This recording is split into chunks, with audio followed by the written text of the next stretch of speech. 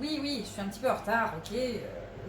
Je prépare le coup de cœur du mois de novembre, mais j'ai beaucoup joué et j'hésite beaucoup entre pas mal de jeux. Hein.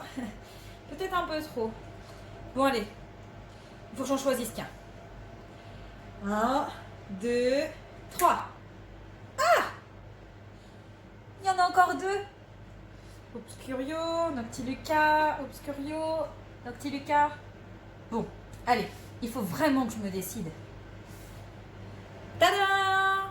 Ah! Il n'en reste plus qu'un. Noctiluca. Alors oui, voilà. Mon coup de cœur du mois de novembre. J'espère que vous allez bien. Je suis très contente de vous retrouver donc pour le mois de novembre pour vous présenter mon coup de cœur. Vous avez vu que ça n'a pas été si facile que ça à choisir. Je remercie Ludigirl de m'inviter et vous n'avez accès à cette vidéo que sur son blog. Vous avez vu, j'ai hésité entre Obscurio et Noctiluca. Pourquoi j'ai choisi Noctiluca plutôt qu'Obscurio? Parce qu'Obscurio, on le voit pas mal passer sur les réseaux. Il y a eu pas mal d'avis, il est vraiment excellent. Mais aujourd'hui, j'ai décidé de ne pas parler de lui. J'ai décidé de parler de celui-là. Alors Noctiluca, on me l'a offert pour mon anniversaire. Ludigirl va encore se moquer de moi. Je ne le connaissais absolument pas. Je ne l'ai pas vu passer, j'ai pas eu de photo plus que ça. Alors je dis pas qu'il n'a pas été acheté, hein. Je pense que oui, j'ai peut-être pas fait bien attention, il a dû passer. Des personnes ont dû en parler, mais en tout cas moi, j'avais pas eu écho. Donc quand je l'ai ouvert, j'ai fait ah ah qu'est-ce que c'est? Donc j'ai ouvert la boîte. Je vais faire ici pour vous présenter un petit peu le matériel parce qu'il est vraiment sublime. Donc déjà la boîte nous donne un petit indice, il y a des petites bébêtes. On voit bien que ça va se passer un peu dans les profondeurs, il va y avoir des couleurs et Noctiluca nous donne un peu l'idée que ça va se dérouler dans l'eau.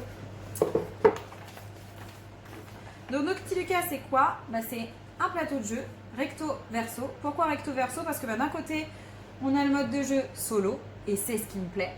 Et d'un côté, le mode de jeu où on peut jouer jusqu'à 4, il me semble. Oui, jusqu'à 4. Je n'ai pas fait d'erreur. Donc un plateau, un sachet avec beaucoup de dés. Et moi, j'aime beaucoup les jeux avec des dés. Des petites pièces de couleur. Des petits jetons qui vont nous donner des points. Des petits pions en bois. Des cartes avec des espèces de bocaux et des petits trucs à l'intérieur. Je vous en dis pas plus. Une petite pièce comme ça et on retrouve à la fois plein de jetons. Donc tout un tas de matériel. Et si je vous montrais maintenant la mise en place? Allez, c'est parti, on y va. Voilà, le jeu est mis en place.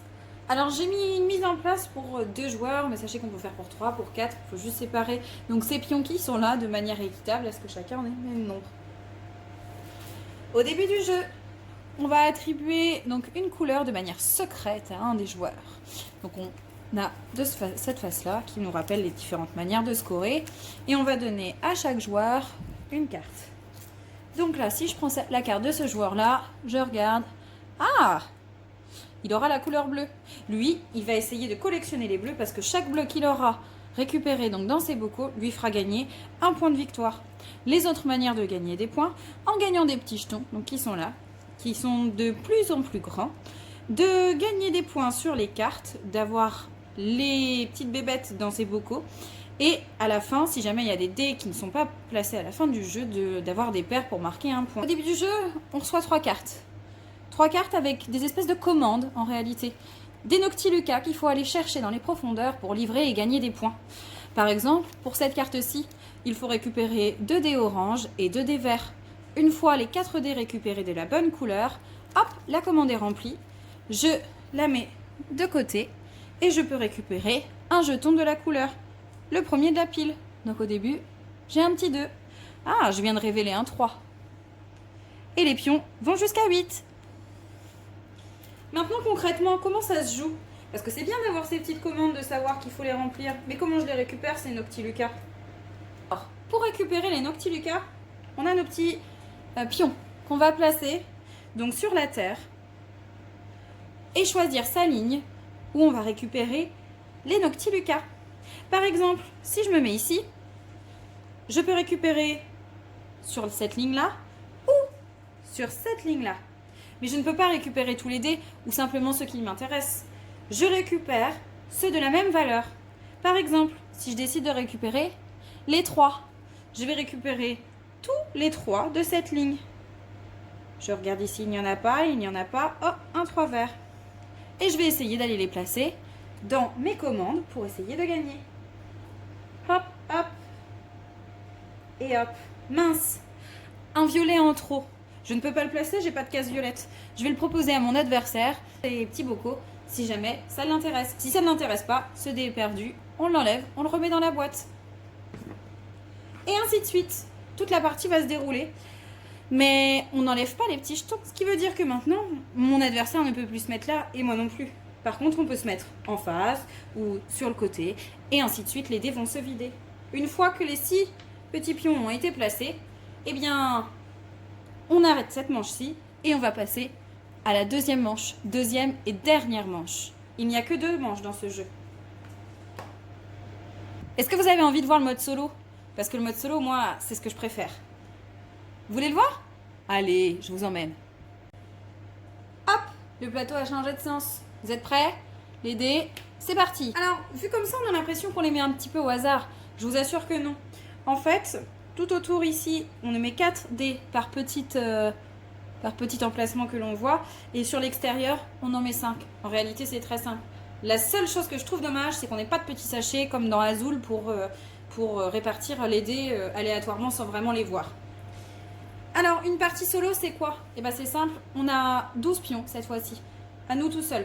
Ça va se dérouler toujours en 2 manches. Le plateau a changé de côté parce qu'en fait, on va se bagarrer contre le jeu.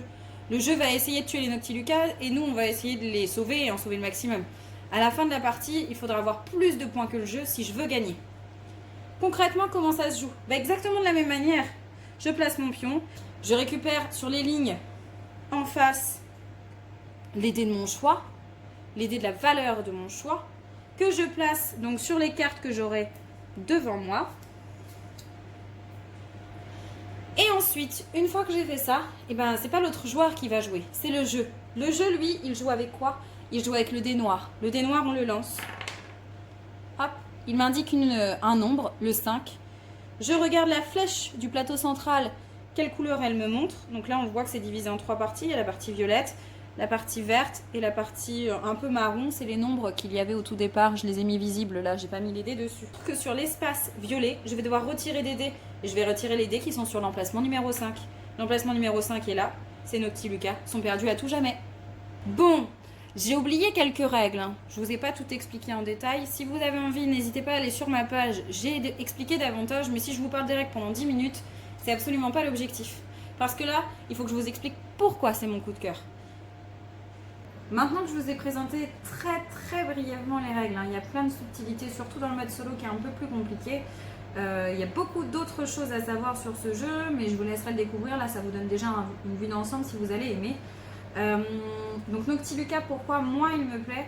Déjà, je le trouve très beau sur le matériel. Le nombre de dés, enfin voilà, les dés translucides comme ça.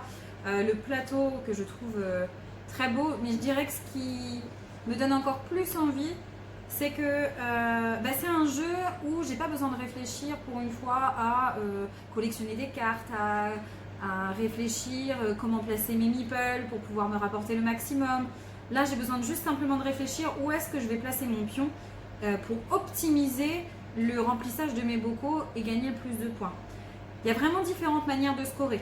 Avoir les cartes, récupérer la couleur majoritaire que l'on a en secret au départ de la partie, ou encore récupérer le plus de jetons possible.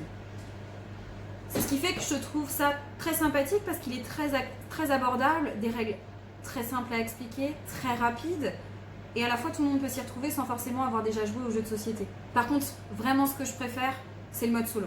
Parce que j'ai un chéri à la maison qui tous les soirs n'a pas spécialement envie de jouer, mais alors moi, c'est vrai que j'ai tendance à vouloir jouer très souvent. Et les jeux solo, ça me manquait un petit peu. Du moins les jeux solo où j'avais vraiment envie de jouer, parce que seconde chance, j'aime bien, ça me pose, c'est sympa, j'aime bien jouer à rail rolling, enfin tous les petits roll and write auxquels on peut jouer seul.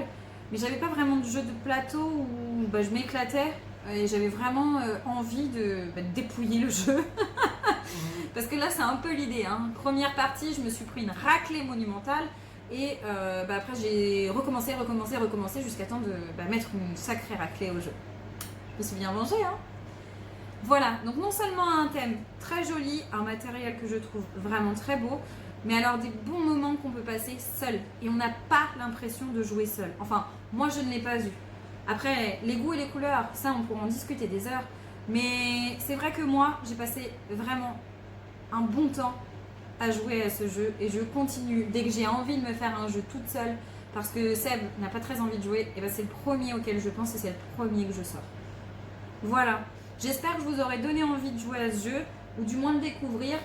N'hésitez pas à partager donc en commentaire sur le blog vos avis, vous, si vous y avez déjà joué, si vous avez aimé, pas aimé, si ça vous donne envie de le découvrir, c'est ce que j'espère. Et puis j'espère vous retrouver au mois de décembre pour vous expliquer mon coup de cœur de décembre. Et en attendant,